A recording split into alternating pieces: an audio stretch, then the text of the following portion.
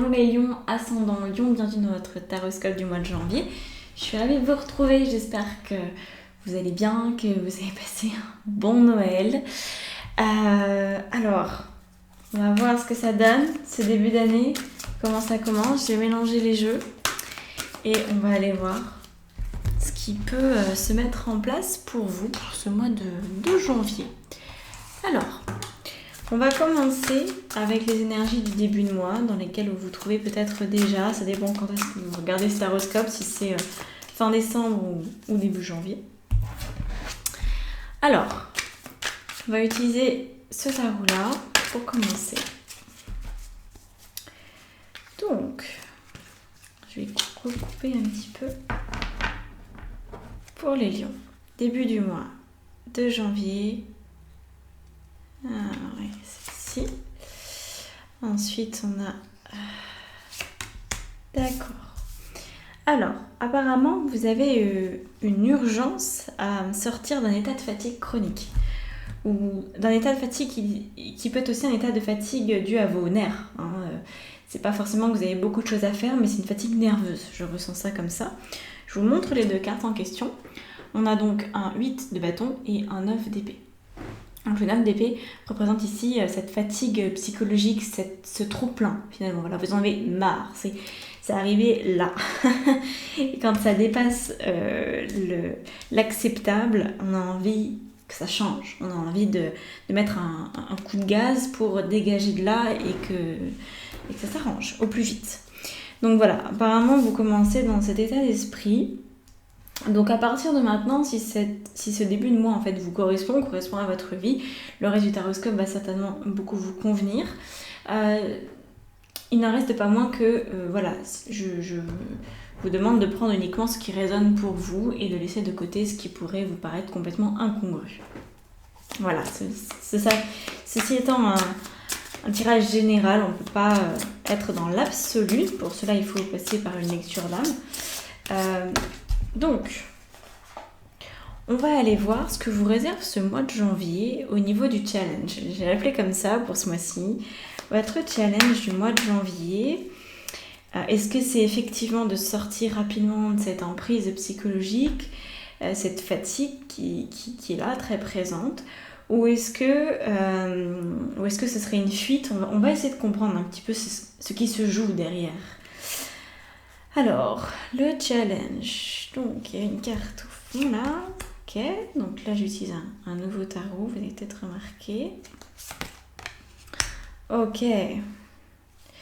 Alors, le challenge, il est important. Il est très important. Désolée, je ne vais pas vous mettre un coup de stress, mais on a la carte de la source, la carte du lâcher-prise et le courage. Alors, quand on voit ces cartes ensemble, on se dit le challenge, c'est le retour à l'essentiel. Avec la source en fait. La carte de la source, vous voyez, c'est un peu comme si vous retrouviez votre propre soleil, que vous quittiez la fatigue ambiante, les perturbations extérieures et que vous reveniez à ce qui a du sens pour vous. Sauf que pour revenir à cette essence, c'est-à-dire revenir à votre être, ce qui est important pour vous, à votre positionnement intérieur, mais apparemment il faut lâcher du mou. Ce qui pourrait expliquer aussi ce début de mois complexe, c'est que vous avez du mal au niveau de votre ego à accepter ce qui se passe. Vous avez du mal à ce que, par exemple, une situation se termine ou se termine d'une manière que vous ne souhaitez pas. Ou alors, c'est pas forcément un projet qui prend fin, mais peut-être qu'on vous demande de faire quelque chose, que ce soit dans votre famille, dans votre travail ou même pour votre santé, quoi que ce soit en fait, et que vous êtes en résistance par rapport à ce qu'on vous demande. Vous dites non, ça pour moi c'est impossible, et du coup, quelque part, soit vous allez rester sur votre position et ça va beaucoup vous fatiguer, soit vous allez accepter ce qui se passe, donc en lâchant prise, et en vous disant ok, j'accepte la situation. Il y a sûrement quelque chose à en comprendre derrière et c'est ce qu'on va aller voir tout de suite. Qu'est-ce que vous pouvez comprendre? Quel est l'apprentissage derrière tout ça? Mais c'est aussi que c'est seulement en lâchant que vous trouverez la solution. Il ne s'agit pas de rester dans une situation qui vraiment est catastrophique ou qui nous pèse sur le système ou sur la conscience, mais plutôt de s'abandonner à cette idée que bah oui, ok, ma vie en ce moment, elle n'est pas ouf, il manque beaucoup de choses, ou je suis très fatiguée et je ne sais pas comment m'en sortir. Et en fait, c'est en lâchant le comment, en lâchant cet attachement en fait que vous avez à la situation. Parce que là, aujourd'hui, vous êtes attaché. Vous souhaiteriez que ça soit autrement. Mais juste, stoppez les attentes. Dites-vous, il adviendra ce qu'il adviendra. Je vais faire du mieux que je peux et c'est tout. Et en fait, en lâchant, les solutions vous viendront beaucoup plus naturellement en fait. Et la carte du courage, c'est ça. La carte du courage, c'est d'avoir le courage de sortir de votre ego spirituel. Parce que, alors, ça peut être de l'ego tout court ou ça peut être de l'ego spirituel. L'ego spirituel, ce serait dans le sens j'ai raison parce que moi je suis plus avancée, j'ai compris plus de choses, j'ai du recul, j'ai suffisamment vécu, donc maintenant je sais ce qui est bon pour moi, et parfois on se trompe là-dedans, et c'est ça qu'on appelle l'ego spirituel. C'est ce faux sentiment, cette fausse sensation de se connaître et d'être au courant de ce qui se passe et de comprendre en fait tous les signes, tous les signes de la vie. Vous pourriez vous dire oui, moi je comprends pourquoi ça se passe comme ça et je voudrais juste que ce soit autrement. Mais si vous voulez que ce soit autrement, alors si vous aviez vraiment compris, je veux dire, vous ne seriez pas dans la lutte, vous voyez. Si vraiment vous aviez saisi tout le message derrière la situation que vous viviez, il n'y aurait pas de problème en fait. Voilà, vous le vivriez, oui, vivriez, c'est pas très joli mais ça se dit comme ça. Ça serait vécu d'une manière beaucoup plus agréable, beaucoup plus détachée, avec aussi beaucoup plus de sagesse. Donc là je pense qu'en ce début de mois vous avez un peu perdu votre sagesse, ou en tout cas vous êtes à la recherche de ça, d'une sérénité tout simplement. Donc le challenge c'est de lâcher prise pour vous retrouver, de cesser d'attendre que les événements se déroulent d'une certaine manière. Parce que même si vous détenez la solution ultime, que vous savez comment une situation de vie pourrait, disons, se résoudre, c'est pas pour autant parce que vous le savez que ça va se passer comme ça. Parce qu'apparemment, là, dans la situation, il n'y a pas que vous qui êtes en jeu. Donc, on va aller regarder la signification de tout ça. Je pense que c'est important que vous compreniez pourquoi vous êtes face à cette situation. Peut-être que c'est une situation que vous connaissez par ailleurs, dans laquelle vous avez déjà trempé les pieds, ou même peut-être que vous êtes carrément noyé dedans il y a quelques années. Et là, j'ai l'impression que, voilà, vous vous dites je sais quoi faire, et au final, je sais quoi faire ne suffit pas. Il faut vous abandonner à cette situation et accepter de ne plus savoir. Accepter de ne plus savoir, c'est pas censé vous perdre, c'est censé simplement vous détendre. Alors, on va aller chercher la signification de ce que vous vivez, ce que vous expérimentez. On a un 3 de denier. Ok. Alors, le 3 de denier, il nous parle de partenariat. Apparemment, ça fait écho à un partenariat que vous avez. Quand je vous disais que la situation ne vous concernait pas vous uniquement. Donc c'est peut-être des personnes avec qui vous travaillez, des personnes proches de vous, peut-être votre famille, couple, amis, enfin bref, toutes les personnes avec qui vous entretenez des relations de manière récurrente et peut-être même quotidienne. Et ici on a un début d'apprentissage avec l'impératrice. Alors je vais vous en parler, je vais finir avec une autre carte par-dessus. Ok, donc ça marche. On a ici le 10 de bâton. Le 10 de bâton, c'est un peu comme la carte du 9 d'épée que vous avez au départ, sauf que le 10 de bâton, c'est vraiment plus que la fatigue psychologique, ça va être une fatigue au niveau du corps physique, et vous allez peut-être même sentir que votre corps vous lâche. Vous allez peut-être vous sentir vraiment mal, vous allez peut-être avoir, je sais pas si vous aurez de la fièvre ou ce genre de choses, mais peut-être que vous sentirez un peu patraque, un peu vaseux, que vous aurez besoin de dormir plus, ce genre de choses-là. Donc c'est plus que de la simple fatigue, en mode oui je suis fatiguée mais je peux quand même continuer à faire ce que j'ai à faire. Là c'est vraiment quelque chose qui couche, qui ramasse comme on dit. Donc avec le 3 de denier et l'impératrice, ça nous donne cette sensation que ce que vous avez à apprendre, c'est que dans les partenariats que vous avez entretenus jusqu'à maintenant, donc dans les relations professionnelles ou amicales ou familiales, tout type de partenariat, mais vous allez, à mon avis, comprendre lequel vous intéresse. Il y a une problématique de prise de pouvoir. Alors, je ne sais pas en quelle mesure vous êtes capable aujourd'hui d'entendre ce message, parce que le mois de janvier ne s'est pas écoulé. Donc, peut-être que ce dont je vous parle là résonne, mais résonne dans le lointain. Donc, peut-être observez les situations qui ressemblent à celles que vous vivez actuellement. Observez les situations que vous avez déjà vécues, qui appartiennent maintenant au passé. Et demandez-vous si en fait vos partenariats, vos différentes équipes de travail ou vos relations familiales, etc., demandez-vous si elles n'ont pas bugué à cause d'un surcontrôle de votre part. Demandez-vous cela. L'impératrice, elle est vraiment là pour dire je suis tellement capable de créer, je suis tellement capable d'organiser que parfois dans la relation de partenariat, je vais prendre les devants. Je vais prendre les devants et je vais être trop dans le contrôle parce qu'en fait je sais ce qui est bon. Ça peut être vrai, hein. Vous pouvez vraiment savoir ce qui correspond à l'autre, ce qui va être bon pour une équipe. Sauf qu'en fait, c'était pas votre travail. C'est un petit peu comme si, je prends cet exemple, vous étiez entre guillemets simple salarié, que vous aviez un manager et que malgré vous presque, eh bien vous prenez la place du manager.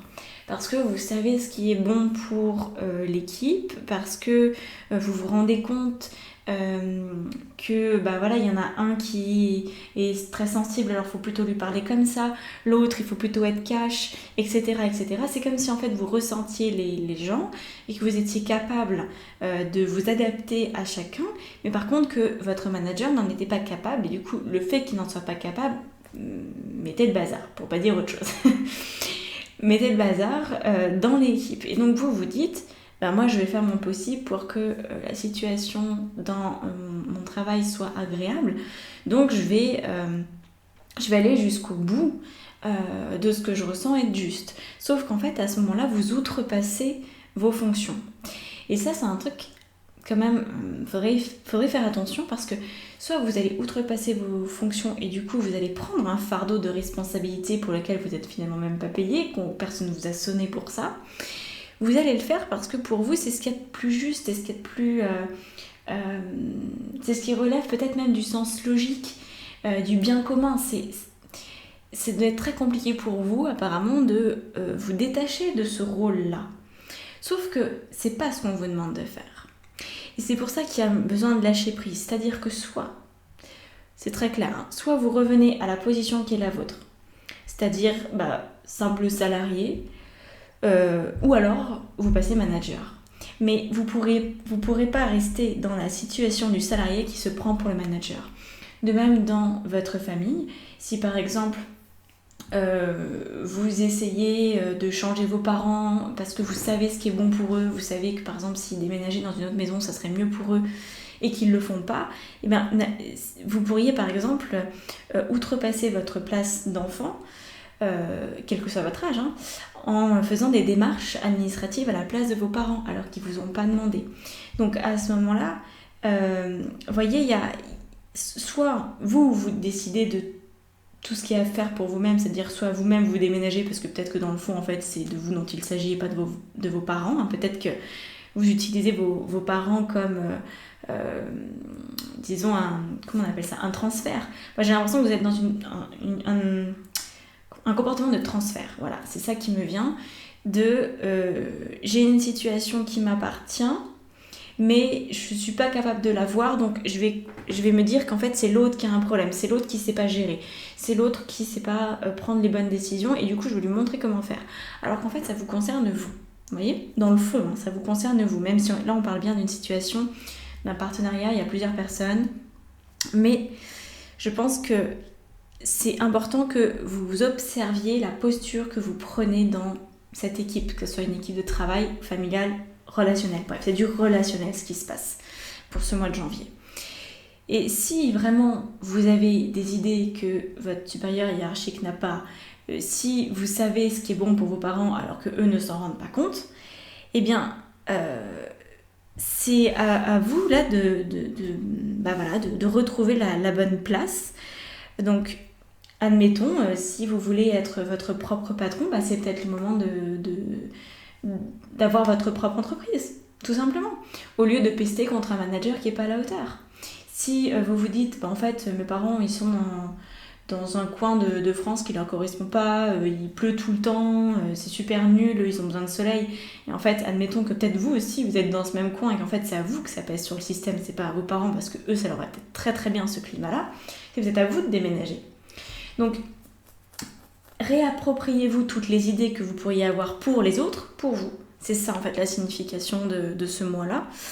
Et je pense que quand vous faites le point sur les expériences passées, vous vous rendez compte qu'effectivement, vous savez ce qui peut être bon pour les autres et que vous ne l'appliquez pas forcément à vous-même.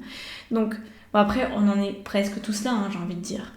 On est souvent meilleur conseiller pour les autres, mais il y a un moment où ça va trop loin et où en fait, ça impacte votre santé, ça impacte votre forme physique.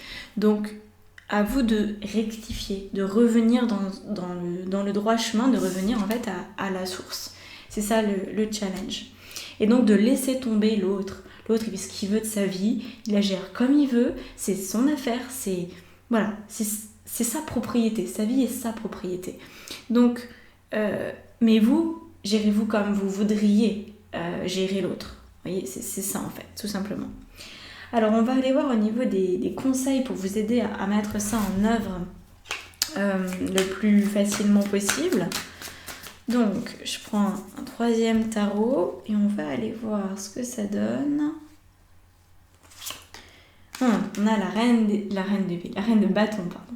Donc, la reine de bâton, en conseil, qui indique effectivement, positionnez-vous. Si vous avez envie de vous positionner, faites-le, mais faites-le pour vous-même. Voilà, si une situation ne vous convient pas, vous n'avez pas de raison de la subir ad vitam aeternam, mais par contre, prenez les responsabilités qui vont avec. Et on a la roue de fortune. Donc effectivement, le conseil, c'est de changer de cap. Alors, la roue de fortune, elle peut avoir énormément de signification ici. Ça peut être tout simplement, j'en termine avec cette mauvaise habitude que j'ai d'être plus prévoyante pour les autres que pour moi-même. Et donc, je veux autrement à partir de maintenant. Soit ça peut être carrément un gros changement de vie. Parce qu'au mois de janvier, je pense qu'il y a pas mal de choses qui peuvent se passer aussi. Donc ça peut être vraiment, je change de travail parce que mon manager, j'en ai par-dessus la tête et que je veux assumer mes responsabilités et devenir mon propre patron par exemple, ou alors juste changer d'emploi. Si j'en ai marre de là où je vis, je déménage. C'est vraiment dans un cycle qui se termine. Vous fermez une boucle là pour de bon. Pardon, je vais bouger la caméra. Donc c'est important vraiment de vous réapproprier votre responsabilité pour pas perdre votre santé dans l'histoire en fait. Alors on va regarder d'ici la fin du mois comment vous pourriez avoir géré le truc si vous avez bien réussi à suivre ces conseils. Après la vie va de toute façon va vous orienter. Mais si déjà vous pouvez prendre conscience de ce fonctionnement avant que le mois commence, c'est bien, ça vous fera gagner du temps. Alors, la fin de mois pour vous, on est avec une nouvelle vision. Là, on continue, une histoire de nouveaux points de vue. Donc là, c'est encore le pendu. On a beaucoup de... Pendu, c'est le synonyme du lâcher-prise, en fait, si on va par là. Donc, nouvelle vision, nouveau point de vue. Qu'est-ce qu'il y a d'autre pour la fin d'un mois réussi? Suivre le courant, on continue. C'est que des synonymes, en fait, tout ça... Je prends plusieurs cartes, mais dans le fond, c'est un peu tout pareil. Et on a la comparaison. Alors, la comparaison, elle va venir avec une autre carte, vous allez voir. Hop. Donc, on va prendre cette carte-là. Cette de coupe. Alors, avant qu'on passe à l'extension, il y a une extension si vous voulez qu'on aille plus loin ensemble. C'est dans la barre d'informations sous la vidéo, vous avez vous avez accès à tout et ça vous donne aussi accès aux 2 soins collectifs. Il y a un soin de nouvelle lune, un soin de pleine lune tous les mois. Il y a une lecture d'âme aussi géante, c'est-à-dire avec tous les participants à la communauté lumineuse. Et vous avez aussi des exercices de maîtrise spirituelle, enfin bref. Vous avez plein de choses en fait quand vous avez aussi accès au taroscope. C'est des formules que j'ai établies comme ça. Donc voilà, juste petit aparté pour les extensions pour ceux qui veulent la suite. Alors, on a, comme je vous disais, je vais peut-être pas y revenir parce que nouvelle vision, suivre le courant, c'est évident. Ça voudrait dire qu'à la fin du mois, vous allez être enfin dans cet état d'esprit où les choses coulent toutes seules et vous cessez de vous attacher en fait. C'est vraiment que vous sortez de l'attachement. Je pense que c'est ça le plus important à retenir ce mois-ci, c'est vous sortez de l'attachement de vouloir bien faire à la place de l'autre. Et vous allez commencer à bien faire pour vous et à prendre vos responsabilités par rapport à tout ça. Et donc là, on a la comparaison avec 7 de coupe. Donc vous voyez, ces 2 cartes ensemble, elles sont un peu étranges. J'ai envie de dire, franchement, elles sont un peu étranges. Le 7 de coupe, il va nous parler de toutes les ressources que vous avez à disposition, dont vous vous rendez compte en fait, que vous avez à disposition à la fin du mois. Et vous allez peut-être aussi comprendre que l'autre n'est pas vous. Alors, qu'est-ce que ça veut dire ? Ça veut dire que vous pourriez peut-être avoir l'impression que dans le domaine professionnel, c'est normal d'être juste, c'est normal d'être travailleur, c'est normal d'être courageux, et que par exemple dans le domaine de la famille, c'est normal d'être fidèle, c'est normal de prendre soin de l'autre, etc. Parce que c'est peut-être des choses que naturellement vous faites. Mais tout le monde n'est pas comme vous.